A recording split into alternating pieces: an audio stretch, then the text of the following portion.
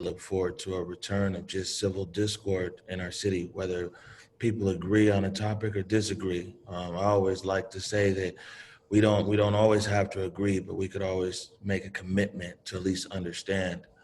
I wasn't given an exact topic point today, but clearly the experience of the last few months is what most people want to really to hear about when we talk.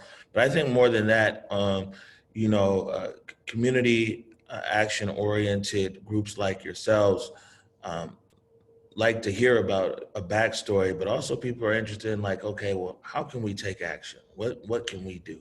You know, so I would like to spend a lot of my time here today, kind of outline what I see some of the issues that we're going through right now in our city and across America, and specifically, what are some of the things here in Seattle that we're able to address? I think that most people in Seattle um, just want a better city. And oddly enough, there's very few people I come across, no matter of their political leanings or ideologies, who are like, the city's perfect the way it is. It should never change. Like everybody's like, yeah, things need to be better.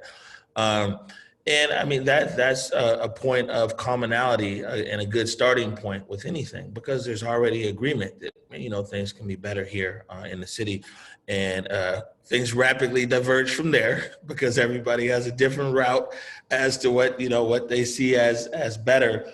But most people agree that the current state of things, it's just not equitable or sustainable for a lot of people who live here.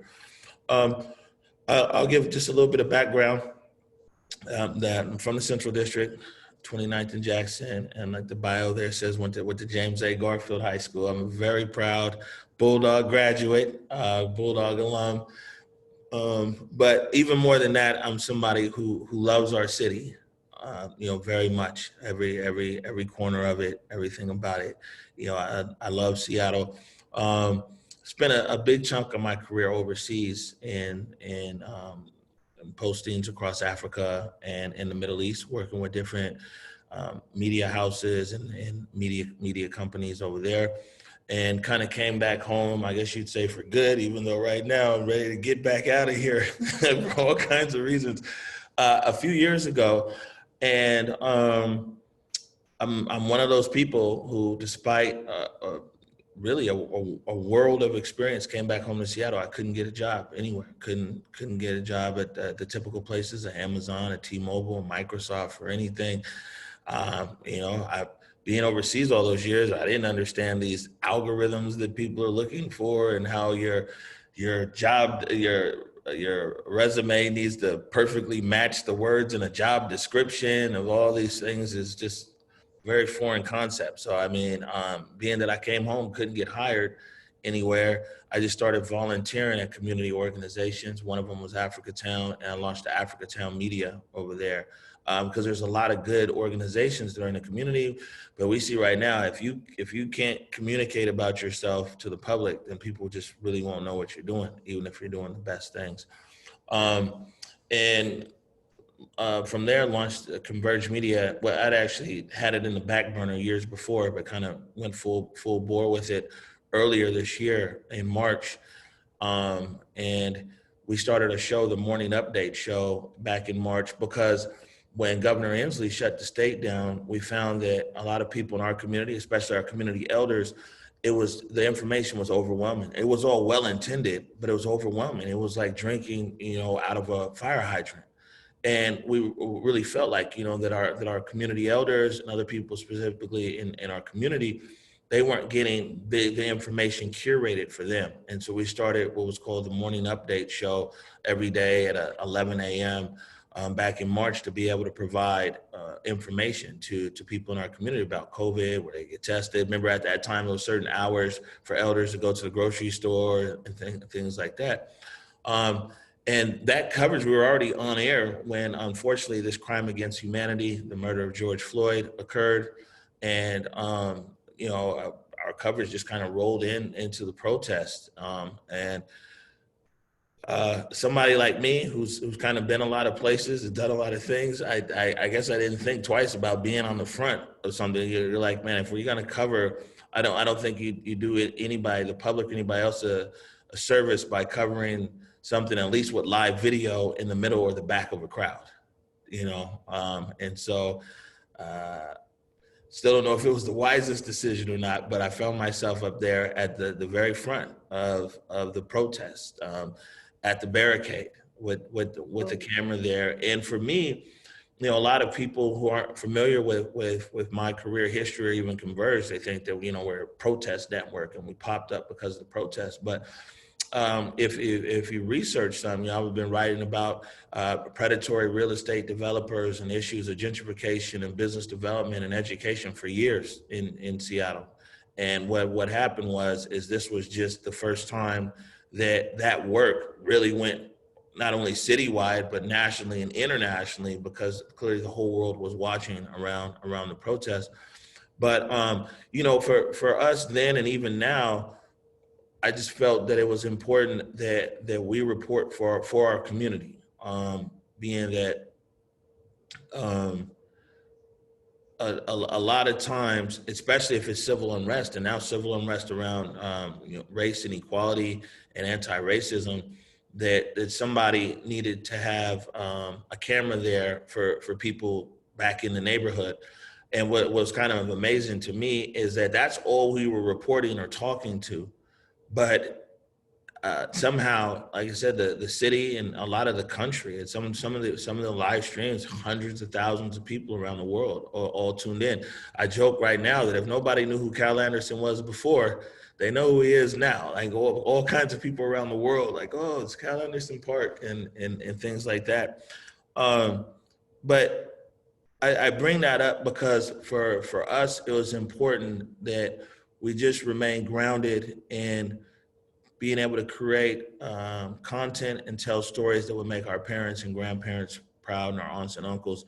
And that's what Converge has really been about, is creating and telling storytelling that will make our relatives in our community and people in the Central District and the South End just proud to say, hey, this is our small local media, but look at the work that they're doing. And because of that, though, we would be much bigger, but there's a lot of things, a lot of footage. We don't sell footage or anything like that. And believe me, I got calls, especially during CHOP and everything else, from everything from Tucker Carlson to Rachel Maddow, on all sides of this issue. And even now, people, they want me to go. I've turned down so many appearances. And as a media guy, you turn down an appearance on CNN, or if you turn down an appearance on MSNBC, that's, it's a blow to the overall growth of what you're trying to do. But a lot of times the narratives that were attached where people wanted me to appear, or the footage that people wanted, would only be used to drive a further wedge in a city that needs to find a way to come together. And so early on, a lot of my colleagues thought I was crazy. It's like, man, with somebody wants to buy this, international agencies do, the BBC, RT, the Russians definitely wanted to buy a lot of footage. Different networks, the CBC. And I guess kind of what made it different is we weren't out there to just shoot video. And if we were there to shoot video, then probably would have sold video and been on whatever show. But I just felt that as somebody who I mentioned before, who loves Seattle, it was a double obligation that's been on us to be like, man, is our move, whatever move we make, going to be best for the future of our city? Or is it going to be best for just our business? And hasn't always been easy. Well, it's been easy for me, but it hasn't always been easy as a company for people to say, like, well, let's just do always what's best for our city. And hopefully in doing so, over time, we'll do what's best for our business. Some of the things that I saw out there, and then I'll get into some of these main big important points to me, is that where Seattle was real unique in a lot of other cities. And right now we're seeing all kinds of different hybrid types of protests and things that are happening, right? But where Seattle was unique initially, as opposed to a lot of other big cities and cities with other and cities either with higher Black populations, is that early on, this was before there was like demands or anything like that. thousands of people, thousands of white people went up there to Capitol Hill every day to the Western Barricade and literally got their butt kicked, got it handed to them by the SPD, 100%. Tear gas, pepper spray, the projectile. We say rubber bullets, but it's foam tipped, yada yada. I mean, hit. And this was the first time that Seattle has seen a sustained protest in a residential area. You got to think people are used to seeing protests downtown. Well, downtown, that's a destination protest. So, you got to get on the light rail, get on a bus, drive or something, go downtown. But in a residential neighborhood, you guys, Dre, live in the South End. That's just like if a protest was occurring, like on Rainier, most people who live on Rainier might even go to work during the day and then just go and protest at night because it's happening in their neighborhood. And what the SPD never realized, and this is, I think, one of the most unfortunate things about the protests here in Seattle, is Saturday, May 30th, by any accounts, it was chaos downtown, riots, it was madness. But that Sunday was some of the most peaceful marches that you'll ever find. I mean, these were the people who wanted everybody to take a knee and kneel and pray and all this kind of stuff. And I was with that group that Sunday. And that Sunday, 2-3 times, they tried to pass on Pine. And the Seattle Police Department came and blocked them. And this was the group. Now, there's some of the groups that are out there right now. They don't want no kneeling. They don't want no praying. They don't want any of that. You see what I'm saying? But at that time, this was some of the most peaceful people that you'd ever find. And they wanted officers to take a knee with them and all this stuff. And they refused to let them pass on Pine Street. And a question I ask myself even right now, because our elected leaders and appointed officials, they want so much trust from the public. But imagine what the outcome might have been if on that Sunday, those elected leaders and those officials trusted the people. It might have been a very different outcome here in Seattle, but it was a lack of trust that the city had of its citizens that led to barricades, and then what of course became the Western Barricade. And that's where a lot of people, maybe some of you here, came familiar with me streaming from the Western Barricade. And the barricade was there for 7 days or 8 days. The police disappeared. And then of course there was Chaz and Chop and everything else. And what Chop really showed was that there's a gap in Seattle, at least on Capitol Hill, I would say. The South End, there's a lot of leadership in community, but on Capitol Hill and in that area, there were no leaders who had credibility with the streets, but who could also talk to a mayor or a police chief. It's I think Kipling has a poem where it's like, if you can walk with the average man and have an audience with the king. And that's what was missing up on Capitol Hill. And everybody was entrenched in their positions. It was nobody who could go and talk to the protest leaders and talk to downtown.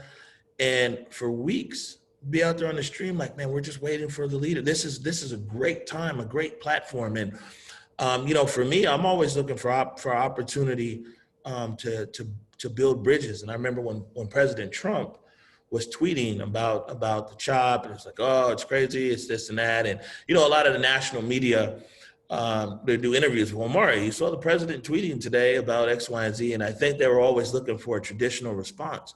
But for me, I would be, what a fantastic opportunity for people in the city of Seattle. The whole world is on you. The leader of the free world has given this platform and spotlight. It's a great opportunity for leadership to emerge. I mean, this is no bigger moment. If you're out there calling all leaders, where are you? This is the time. And again, it never happened. Of course, the CHOP was swept July 1st. By then, a lot of demands and coalitions and organizations had come about, and we find ourselves right now that people they're pushing the agendas. Of course, there's the defund is something that everybody's heard about, and you had a city council, because city council at the same time was so out of touch with the streets, totally out of touch, that you found that a lot of decisions that they made were even by impulse or by Twitter or by, what I'm saying, whatever kind of a quick analysis. And we found twice that the city council just making decisions and not seeing things through. I think when you're an elected official, you have a job to be able to tell people the news that they might not even want to hear. But you're responsible. And so what happened was the tear gas. So that first day, that was that Monday after the Sunday that they didn't let people through. That response, that overwhelming response of tear gas and everything else. One, that's what kept the protests going. Because you got to remember, and I'll hit on this real quick. There's a lot of people who became protesters who were just minding their own business, or who supported the protest. They were minding their own business. You had people who were up in their house and tear gas came in, and their baby or their kids were inhaling tear gas. Now all of a sudden, there's somebody now who gets off work and they're donating water bottles or gas masks for the protesters. I had one time, it was a nurse who got off from Swedish and walked by the protest. People like, hands up, don't shoot. And people, they don't even chant that one anymore. Hands up, don't shoot. And more tear gas came, and he got tear gas. And the next day, you had 12 nurses from Swedish, And so, but the Seattle, the mayor's response and the police chief's response at the time, they were out of touch. They were like, well, we understand, we're angry about George Floyd. Well, once that Monday came and all that tear gas and everything came out, George Floyd, people were still mad about it, but people were mad at the East Precinct and the Seattle Police Department. And SPD and the mayor didn't realize that the disproportional use of force there in a residential area now meant that people who lived right across the street from the East Precinct, if they were working, like I said, after work, they would just go out to the protest. And if they weren't working, you would find them there all day. That's why people stayed, and it fueled on Capitol Hill. And there was, like I said, there was no de-escalation. There was a lot of things, but one of the biggest things that kept that fueled the protests in Seattle was that residential, the use of so much gas and everything else. And I think you guys here on this call could probably even imagine that if you were sitting out there and you're minding your own business by Rainier Beach or somewhere out there, and now this cloud of gas comes through and smoke comes through, and man, you might have respiratory problems. There's a lot of people, you can't control that gas. Once it's out, it's out. And so that fueled. And so people didn't even really need to come to Capitol Hill. The majority of the people who were out there protesting were from Capitol Hill. And yeah, there was the original protesters, but that's what fueled it and kept it going. I will say this, is that a lot of people ask about CHOP and the time there. For somebody like me, I'll say the good stuff first. That what I saw, and if you take the protesters, there's the protesters, and let's say the occupiers. Protesters were the people who, they wanted their message out every day in any kind of way, not in a violent way per se, but they just letting it know they were the political wing of CHOP, right? But the rest of CHOP, the majority of people there, man, this was the first time that this marginalized population, that somebody ever paid attention to them. You had young kids out there, 16, 17 years old, and they would be like guarding an alleyway or something like that. And, people knew me by then. I'm like, hey, I want to walk down this alley. Oh man, Omari, man, I watch your streams all the time, but no. What do you mean no? Man, they told me not to let anybody down here. And, and it dawned on me that this is the first time some of these people had ever been given a responsibility.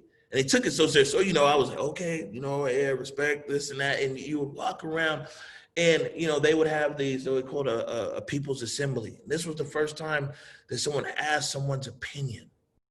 and you realize that there's so many marginalized people in our society, and it was a big group of people who've always been on the outskirts, who all of a sudden found a place of normalcy and a place of importance and everything else there in the CHOP.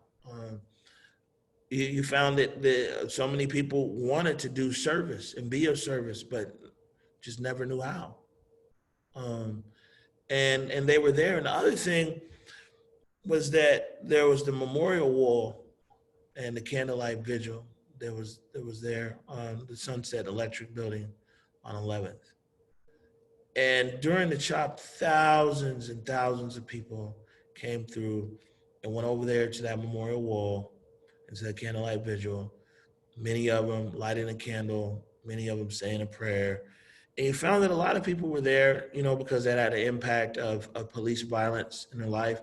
But there was a lot of people as well who, because of COVID and things like that, they haven't been able to mourn properly, even for a loss that had nothing to do with police violence. And when they went to that wall, they were around other people who had felt a loss of a sense of humanity.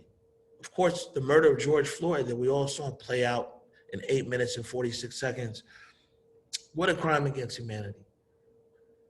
And you find so many people went to that candlelight vigil and to that wall just to be around other people that also had that feeling of loss. And you also found people who were there was like, you know what, I lost my mom or my brother or my uncle to COVID. And I just wanted to be around other people who could understand loss. It was a real powerful place that was there. And it was real powerful to see some people sit there for hours. And the last night, they call it the Battle of the Hill. The last night there, June 7th, the police pulled out June 8th. And June 7th, man, it was probably one of the scariest nights, even though they said they couldn't use gas, but they had all these other weapons. The National Guard was out there and everything. It was 11th in between Pike and Pine. On Pine, that's on 12th and Pine is where the police precinct is. So you got Pine between 11th and you had 11th between Pike and Pine. And the police come down from 12th, so they're there on 11th and Pine. And in between 11th and Pike and Pine, though, there's this candlelight vigil that's there. And then at the end of the block, there is the martial law band that's playing. They're playing at the end of the block. So it's very surreal. So you can imagine on one end of the block is the police, the National Guard, SWAT vehicles, and some of everything else. And they're all sitting right there. The middle of the block, there's a candlelight vigil. And at the end of the block, here's the martial law band playing. And as the police began to take action there on 11th Avenue, for the first time that we'd ever seen, the protesters used to run. The first time, people just started fighting back, throwing anything that they could. And the police, as they moved forward, of course, they have overwhelming firepower, but as they moved forward, you found people went to go and protect this candlelight vigil. They stood in front of it, got shot with all the rubber tip bullets and everything. Like that, it held so much importance to people that if the police were gonna come down there and sweep on 11th, they stood in front of the candlelight vigil. Another thing that happened that night is it never dawned on me, even until now, because we're still working and recording and everything else, how much these streams impacted people. And so that night, so many random people got in front of me, because we didn't have the vest out there or anything at that time. And people I didn't even know were just getting hit with these projectiles. Man, you gotta keep filming, you gotta keep filming. And here, they fall out, somebody else will come up. You gotta keep filming, don't let the camera go off. People have to see this. And I mean, it was pretty amazing, to be honest with you. And unfortunately, some of the other sides of things, there was death around the CHOP, and I was there, and I was on the freeway.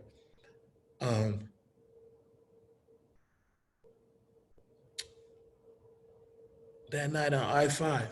And the odd thing is, it was the first night that I was like, man, I'm done here early on Capitol Hill. It's quiet. I'm gonna walk home. So I was just walking home, mind my own business. And I saw these guys on the freeway.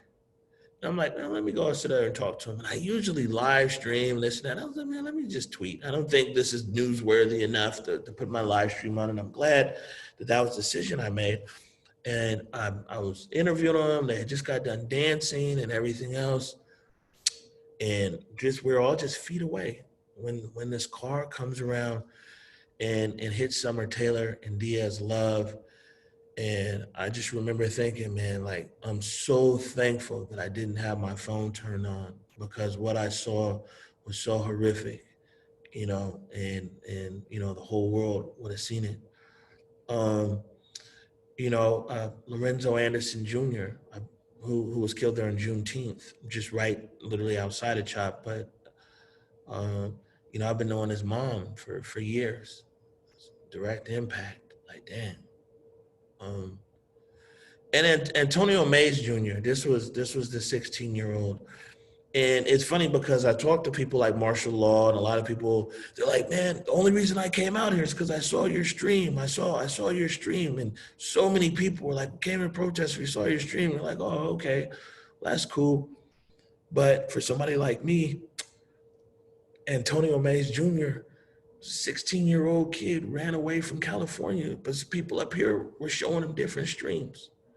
So I think, and it's like, man, was someone showing this kid in California one of the Converge streams? And he's like, oh, I need to come up there to Seattle. And he ran away from home and lost his life there in the CHOP.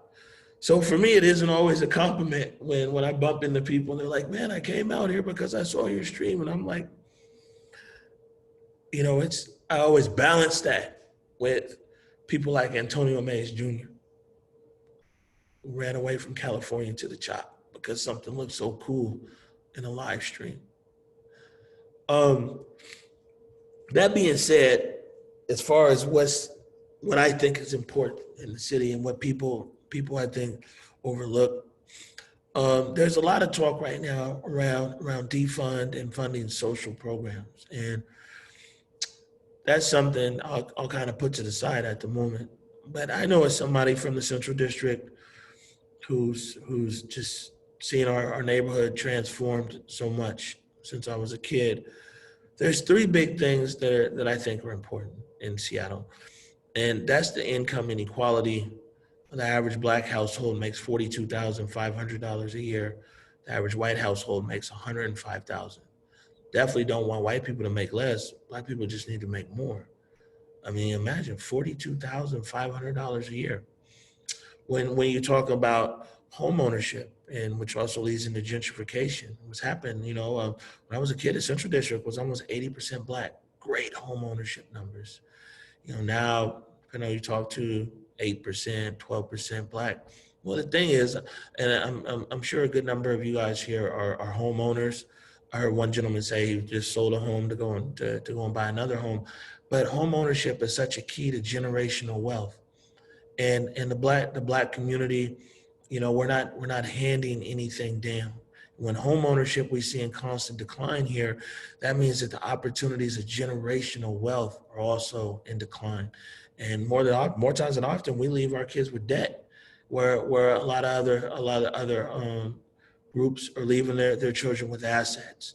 And these are the things you can go and take a mortgage out to pay for a tuition or for a first car and things like that. So income inequality, home ownership, and the last is education. The gap between Black students and white students in Seattle is bottom 10 in America. Imagine $1 billion school district, $1 billion school district with all this technology and everything else here, and that gap at the very bottom. And I think that these three things are sustainable things that need to be addressed. And if they are addressed, these are the things that have changed the trajectory of Black people here in Seattle. Because the funding of social services can be defunded, as we see. You fund, you defund. I mean, even when you look at the federal level, Obama put in a bunch of regulations and things like that. Trump took regulations out. What do you do? But when we find a way to be able to get better jobs in that income inequality, and I intentionally, when I started here tonight, said that I couldn't get a job. They all call me now, but I'm still the same guy with the same work ethic. So imagine if someone like me can fall through the cracks, maybe because of my name, maybe because of some algorithm and everything else. Who else is falling through the cracks out there? You know, um, but as far as income inequality, it's two routes. There's one. There's the short term. Short term is like, okay, how can we get people who are out here or qualified into some of these higher paying jobs? The long term, though, and this is one of the things that Africatown and a few other groups are working on, is they're engaging young people early on, 5, 6, 7 years old, to get them excited about these career paths that lead to higher paying jobs.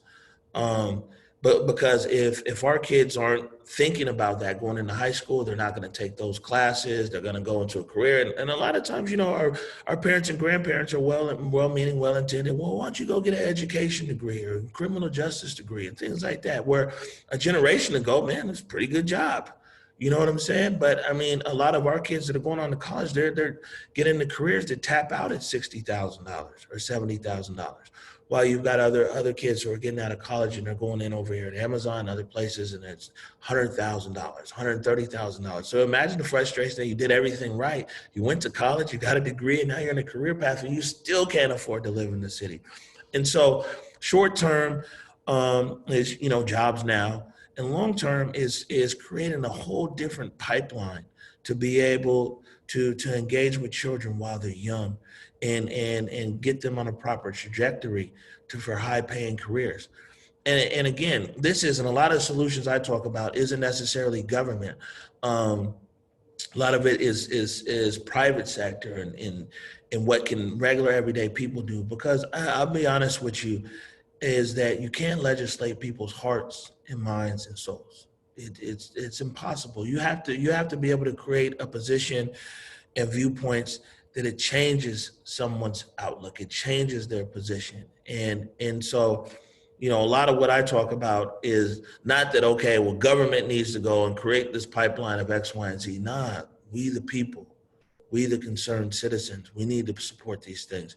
When it comes to home ownership, the biggest thing people ask me, and I just tell them, stop building and buying in these neighborhoods. It's real easy. Seattle's a lot of places to live. The most immediate thing someone can do is just stop, look at another neighborhood.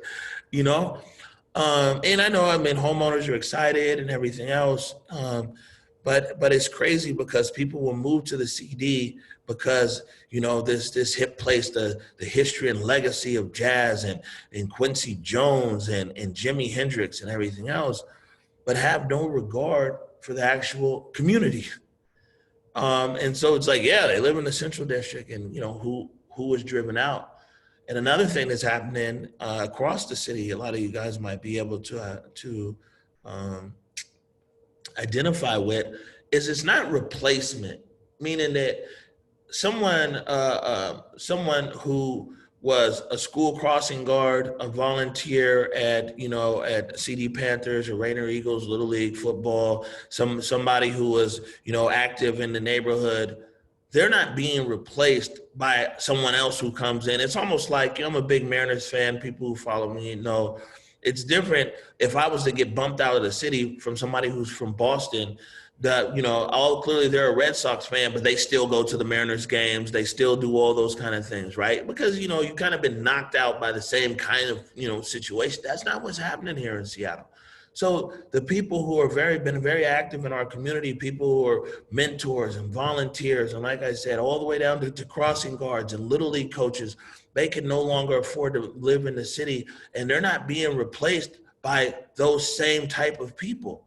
And so the very heart and soul of our city, the small things, the individual things that happen at a microscopic block level.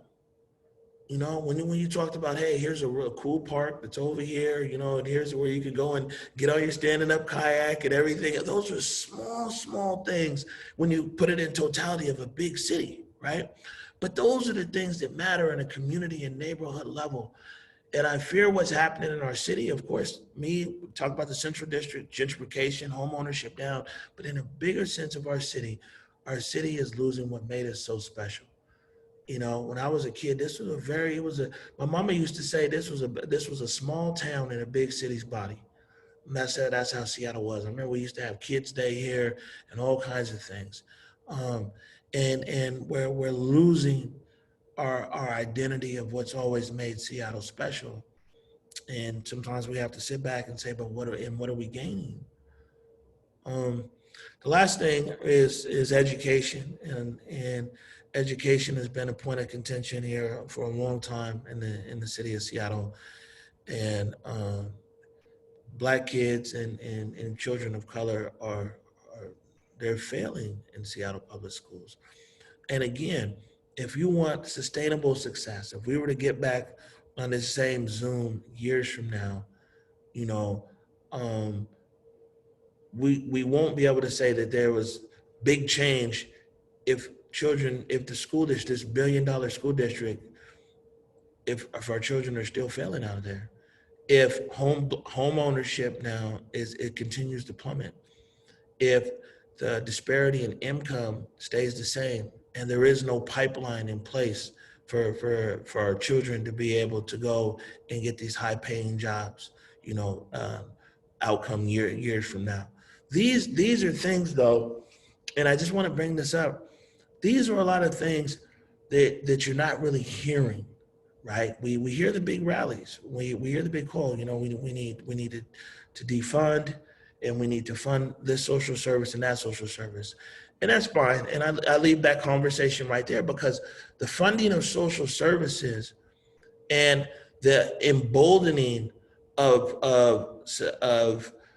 situations that will lead to systemic long-term change are two separate conversations.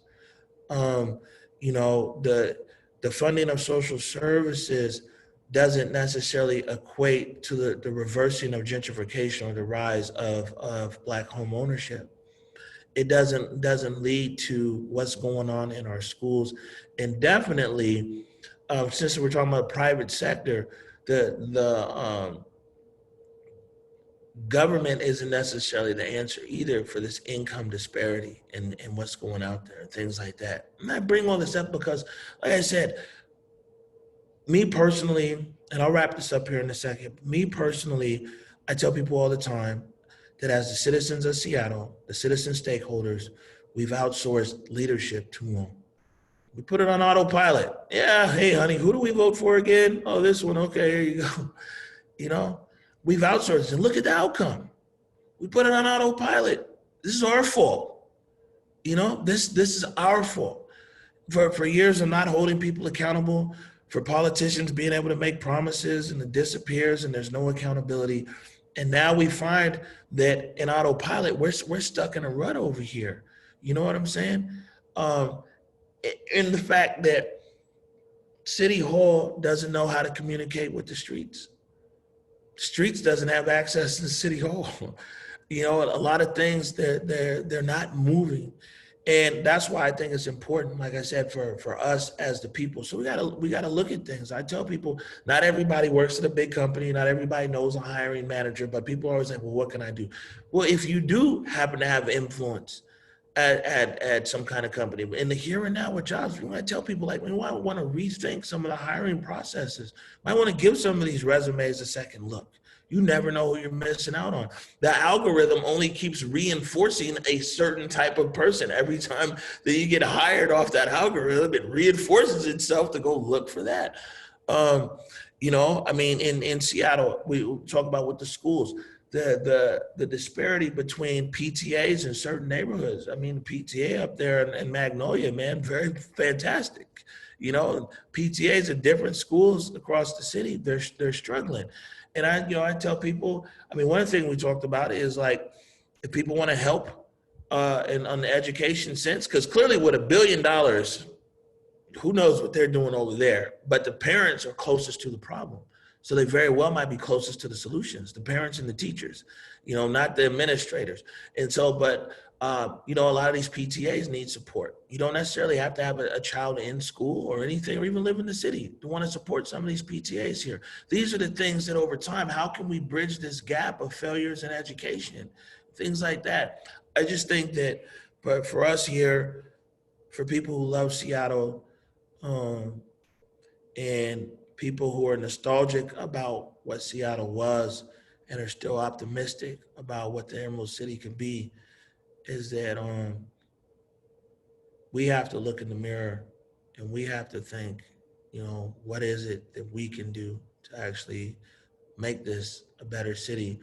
And what is it that we can do in this moment? We're at this precipice that is everything just going to fall back down to default, and we're here again in 5 years or 10 years, or or are we going to have the courage as a city to kind of roll up our sleeves and do what's hard, maybe, and do what's temporary painful for a long-term fair and equitable result in the future. So I know I went over my time, and I apologize, but thank you for sticking with me.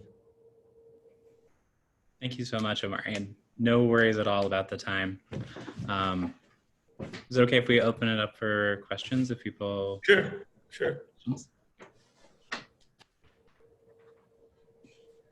Can I ask a question quickly? This is Elfrida Rainier, and Omari, I want to say thank you so much.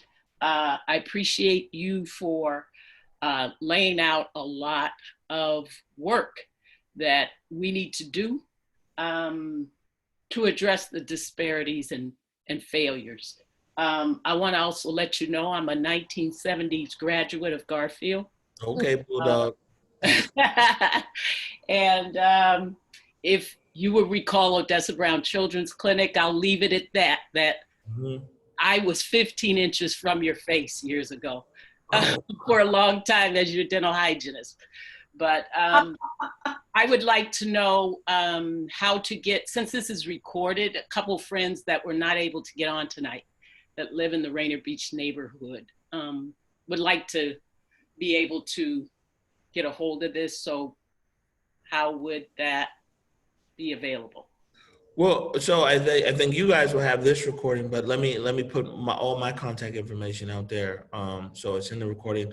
So I mean, people can always email me directly. It's Omari, OMARI @whereweconverge.com, and I'm also on social media. But I tell people it's best to email me because I got like 7,000 friend requests, and somebody's like, "I sent you a friend request," and I'm like, "Oh my god." So, but feel free to email me, and also people call me, and either I can answer or I can't, is what I tell people. And my phone number is 206-822-5300. And Alfredo, we will have the recording as the club. So we'll find a way to either post it on the website or include it in the meeting minutes. I think it might be easiest to include a link in the meeting minutes, which are always posted at rainierbeachcommunityclub.org before the next month's meeting. rainierbeachcommunityclub.org? Yes. Okay, great, thank you. Yeah.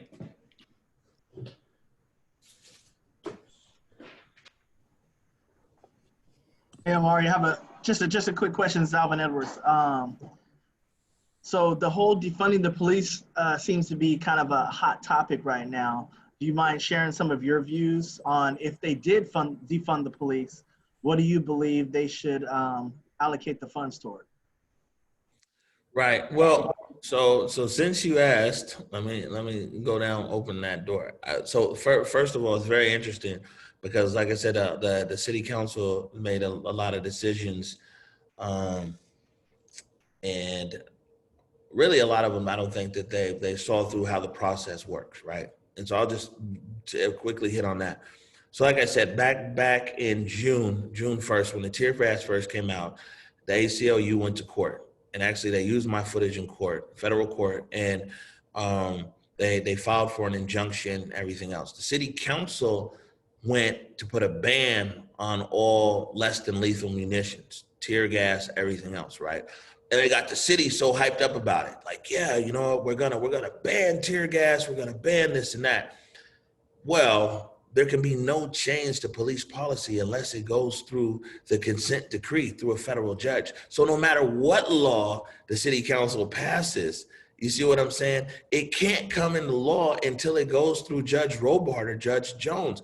Somebody at the city council, you know, either they just neglected to research this or whatever, but they got the whole city like, Seattle's so great, we're banning tear gas, this and that. And then you saw what happened is literally in the 24th hour, the Trump administration went to federal court and they said, Seattle, smacked it all the way down, because it shouldn't happen. And really all the city council had to do was say, hey, we want to ban tear gas. There was already a report that was coming out in August by the big three organizations, OPA, OIC, and the IG, or the CPC and the IG. And all they needed to do was wait until the recommendations came out. But they didn't do that. And they got the city all hyped up. And then the law got shot down. I bring that up again now for defund. You got a bunch of city council members who took a pledge. They took a pledge, and where I'm from, you know, word is bond. If you're gonna make a pledge on something, they took a pledge, something that was in to defund the police department in 6 weeks, basically, or 2 months. They took a pledge to do that, and they got all these young people so excited. All these young people, it's a veto-proof majority. It's gonna happen. This and that. It was a big deal on the streets. Then these city council members went back to their home districts, and some of the people who voted them in office felt a little different. And that's when the waffles came out, and the syrup and the waffles, because they started waffling, and they're still waffling on their position. This is what I was saying, is that the city, a lot of our elected leadership, they haven't been able to just tell people like, hey, this is how this is going to work. X, Y, Z. You might not like that there's a timeline, but a timeline in putting that out there means that something can actually occur. You know, but instead they've just been haphazard and everything else. So now when you talk about defund and everything else, well, I mean, a big part of defund and community, they're already aligned. You know, the police don't want to answer mental health calls. They had 17,000 calls last year. They were all, you know, mental health. The police are very clear. That's not something that they necessarily want to do. And the community is saying, yeah, the police shouldn't do that. That's something communities should do. There's 50 or 60% of the calls that the police get are non-emergency. The police are kind of saying like, man, we don't necessarily want to go to these kind of calls. The community is saying that. So see, people are a lot closer. But see, when we just hear a lot of these, whatever, you won't realize that there's a lot of things that are very close, that a lot of people are really saying some of the similar things, or just using different words. I think that because my focus is really on big sustainable change, where we talk about, you know, income inequality, home ownership, and education, I'm not sure how exactly the funding of social services plays out to something that's sustainable.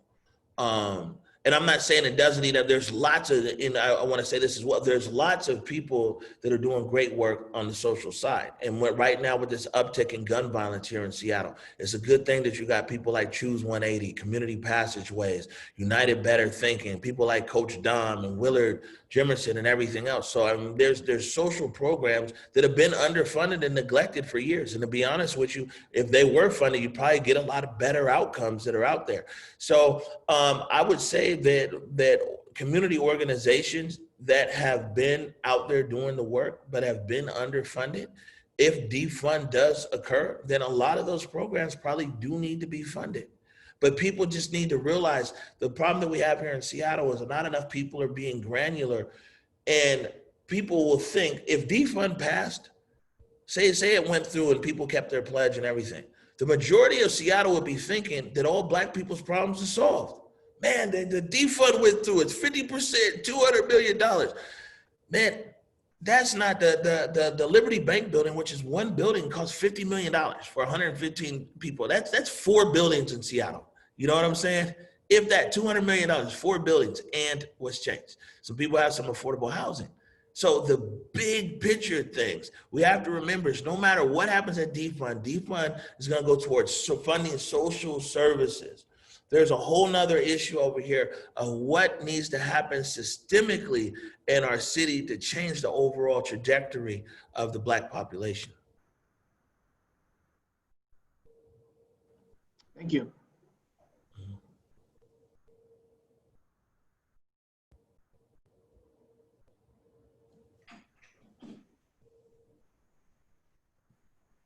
Any other questions?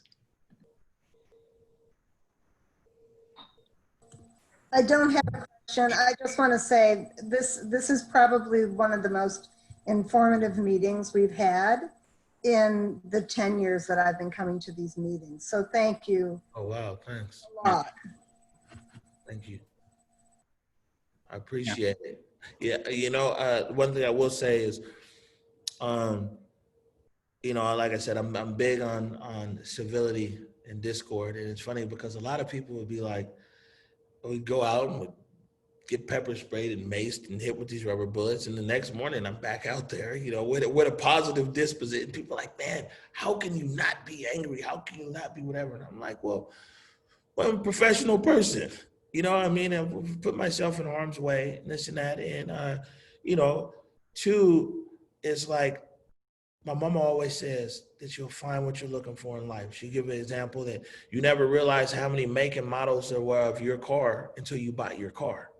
Then you look out there like, man, you know, hey, there's the car just like mine, because we find what we're looking for. And I really try to look for humanity in any situation. And most times I find it. And that's really what allows to be able to guide a conversation, even with people who totally disagree. Is trying to find the humanity, and in the humanity, a lot of times you find some common ground for discussion.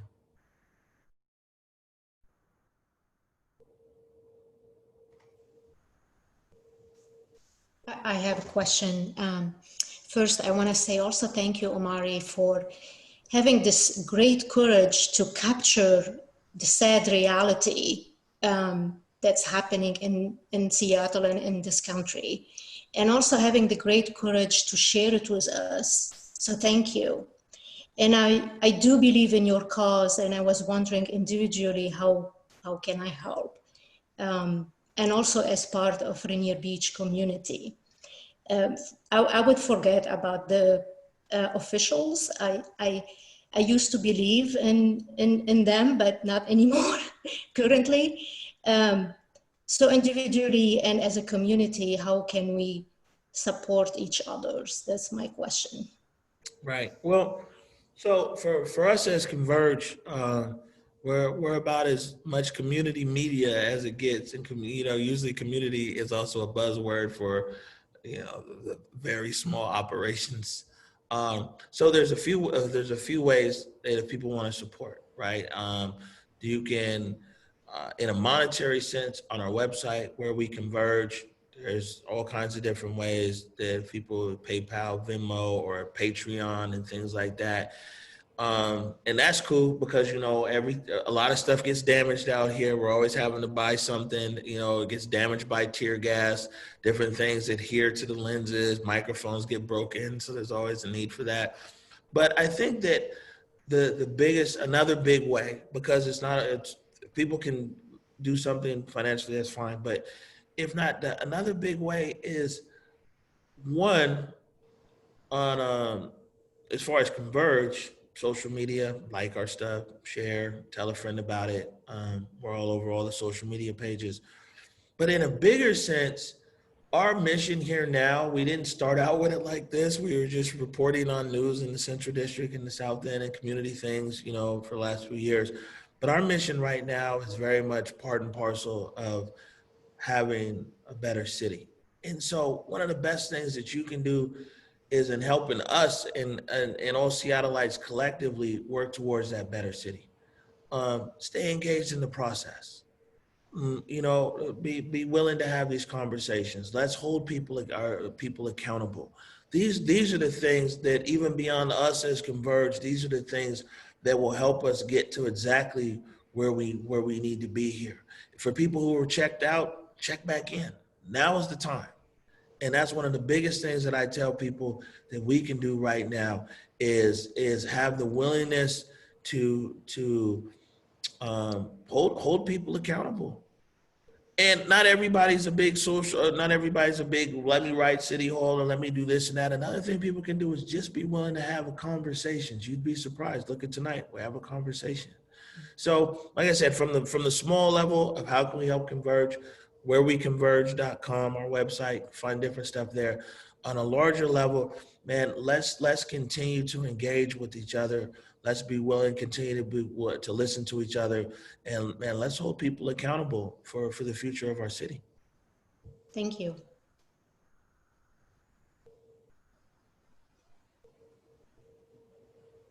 This is Bill Davis. I have kind of a challenge for Omari. I worked with the police department for about 10 years as a civilian, but one of the things that really frustrates them is when they do sweeps of different homeless encampments, they have never had more than 10% of the people that want a home or treatment or anything else.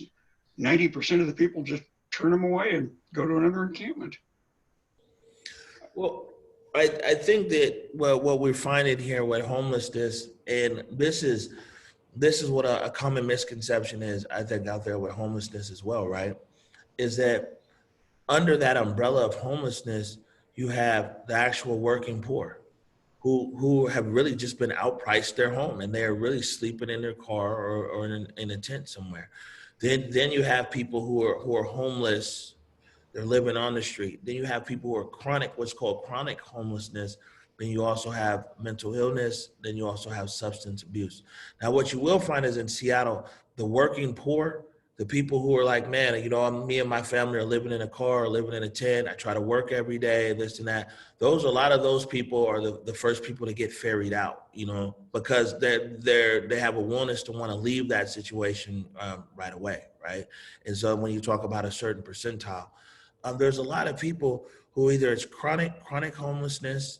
And it's almost like you would a different way is if people saw the Shawshank Redemption. I think the character's name was Red. He had been in prison so long that when he got out of prison and tried, not Red. Red was Morgan Freeman. It was I forget who it was, but it was one of the inmates that got out. He'd been in prison so long, he'd become institutionalized. And when he got out there in regular society, that he couldn't function. And that's kind of what it was Brooks. Yeah, Brooks. There it is. Exactly. And that's what you find with some people with this chronic homelessness as well, is they can't function in a normal situation. And then of course there's mental illness, and there's drug addiction. So it's a mixed bag when they're approaching homelessness. And one of the stories we've been covering, of course, is up there on Capitol Hill, the shelter in Cal Anderson Park, and some of the stuff that's going on downtown. And so we see it for ourselves. And the issue is, to be honest with you, that there is no place with welcome opening arms for people who are suffering from mental illness in our society in Seattle, and for people who are substance abuse and a lot of things they do. Right now, the courts and the jail is very much a revolving door, and they're not really situated to be able to assist these people. And so they get out. You're right. They don't want a home because that's not how they function. And so it's a very comprehensive problem that Seattle and a lot of the country is facing.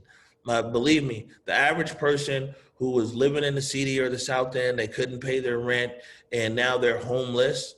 A lot of those people are the people, if a sweep comes and Human Services says they have a home for them, those people are not turning down homes.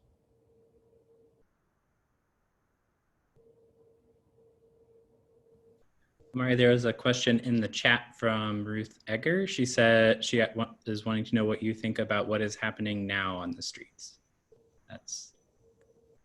So I would say, I would assume maybe the question in what's happening now is how the protests are. It's taken on a different tone. It's taken on a different tenor. And it's a lot more of what we call direct action. So it's a lot more people that are either the same people, but they're just fed up. And so they'll call what's called direct action. And there's a lot of new people who are just out there as well. And, it's transitioned in the sense that when the Western Barricade was there outside of the East Precinct, and the police line was there, it was a woman who was holding a sign. And she was yelling, small Black woman, and she was just yelling, and it was so much passion. And I went over to her and I asked her, I said, um, are you here? Is this, basically it was like, are you here for a violent protest? And she was like, no. But she was like, man, I got beat up by the SeaTac police 4 years ago and nobody did anything about it. And I just want somebody to hear me. You know what I'm saying? And she was out there for hours. And she took her sign and she went home. There's a lot of people who were like that early on in the protest. They just wanted to be heard on whatever their issue was. And we find that, there's protests that occur all the time in Seattle, and you get a lot of those kind of people that are out there. They never make the news. Sometimes Africatown to do something, you get a few thousand people there on Jackson Street, but it's peaceful. The police are never called or involved. They're on the South End, community passageways. They massive march there from the park on Othello over there to Safeway. Thousands of people. The stuff like that doesn't make the news. It's still happening. So these big positive things are out there. But what's happening is when you get these events where a lot of times, man, some of the protest groups are looking for the police and the police are looking for the protesters, and we see that that's how it plays out there. So the longer that the protests go on, to be honest with you, I think that we're going to see different types of tactics, especially people who are wanting specific action now. You'll continue to see these tactics probably ratchet up on both sides, on the police side and the protester side. And then on the community side, what's very interesting, and just to be honest with you, the Black community, the legacy like Black community, these guys aren't out there in a lot of these these protests that end up being violent. These guys are actually going to things like teach-ins that are happening over there. They're going to these classes about economic development. Because now is a platform where people before, especially in the Black community, weren't open to hear about home ownership and things like that. That's where they're going. So it's very interesting because, when we cover these protests in downtown Seattle, the ones where it's a lot of interaction with the police, you got maybe 3% Black people. And hardly any of those Black people, if you talk to them, went to Garfield, Franklin, Cleveland, or Rainier Beach. Most of them aren't even from Seattle, or if they are from Seattle, they're new here. So that should kind of tell you something, that this legacy Black community, they're protesting, they're doing their things in their community. The people who are downtown, very little do I ever see people, like I said, from the Central District or the South End who are there. So it's a real interesting, how things are unveiling here. And I'll be honest with you, the longer that this goes on, unfortunately, I think that some of the tactics that are out there are going to increase.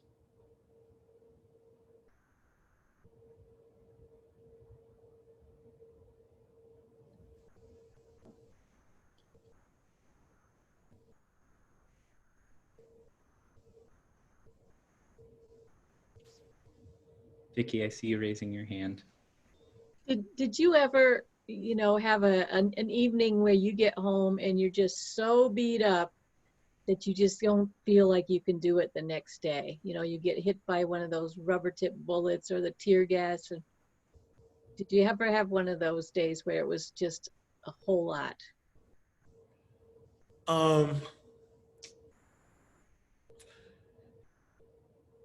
Yeah, but I'll be honest with you, right? Is that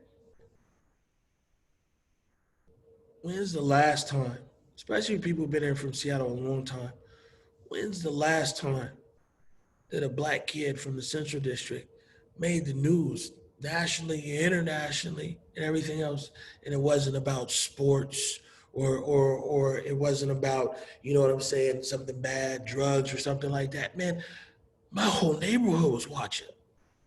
And so in that sense, there's so many young kids right now who are so interested in podcasts and in radio and TV, and maybe these are the people who before they saw me out there every day might have been thinking other things and making other decisions.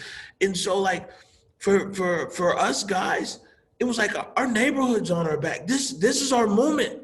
This is the Central District. This is our moment right here. And so, yeah, you go home and you're beat up and this and that, and the tear gas is in your clothes and you got bruises all over your body, but you realize in this moment right here, everything is riding on it. No one's ever looked at anything in media from the Central District.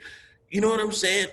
And when we got the feedback from the neighborhood of like, you guys, you're changing things. You're representing us. You never thought twice about getting up the next morning and going out there. I'm sorry, I don't mean to get all emotional on here. But like I said, we went into this representing our neighborhood, nothing else. And I said, if the city benefited from it, good for the city. But knowing that our parents and grandparents and aunts and uncles, you know, and our barbers and our friends and everything else were watching us. And then it turned out the whole world in watching. The obligation and the responsibility to our community in that moment, you know, in that moment, man, we had to deliver the very best that we could, because how often does that moment come in our community for people who are in media? So it was, yeah, some days you get beat up. The next morning, you're like, whatever. But it was never a time, not one single day, where it was like, nah, I'm good. I'm not going to go today. We just know that those moments and opportunities for an obscure small media company that only the people in the neighborhood knew about to all of a sudden be on ABC Nightline and all these other things, we had an obligation to our community to go every single day. Thank you for that heartfelt answer. Now I really understand when you said that you had your neighborhood on your back. I appreciate that. Yes, ma'am.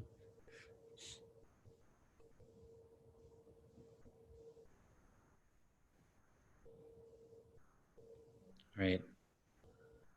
Thank you so much, Omari, and for sharing with us and for all that you do. Seattle is lucky to have you. Well, thank you, and thank you for an opportunity, and really, to be honest with you, the opportunity to speak to just regular people. And it's something that I really miss, because like, oh, we're having this committee meeting of this and that, or you know, it's all these, and so just to speak to regular people is very refreshing. And so, you know what I'm saying, thank you guys for this audience. And yeah, like I said, I'm around, you know, email me, call me, you know, let me know. And also, like I said, we're media company. We cover all kinds of stuff. I was just downtown yesterday. This bakery, Pierogi, they're having the issues there. You know, footfall is down, business is down, all these things. We went down there, we shot a segment, put it out this morning. Now she's telling me all kinds of people are calling the mayor's office, this and that. So keep in mind, the media is not the fix-all for everything, but keep us abreast of what's going on out there in your community. Sometimes, you know, putting a spotlight on something makes a difference. You know, right now, I mean, in our format of media, it's kind of leveled things out to where we can get the same kind of traction, at least amongst key people in the city, as a Channel 4 or a Channel 13 or a Channel 7. So if Converge Media can put a spotlight on issues that are out there in your community, just let us know. Thanks for that. No problem. All right. Well, the only thing we had left for I'm going to stop recording now.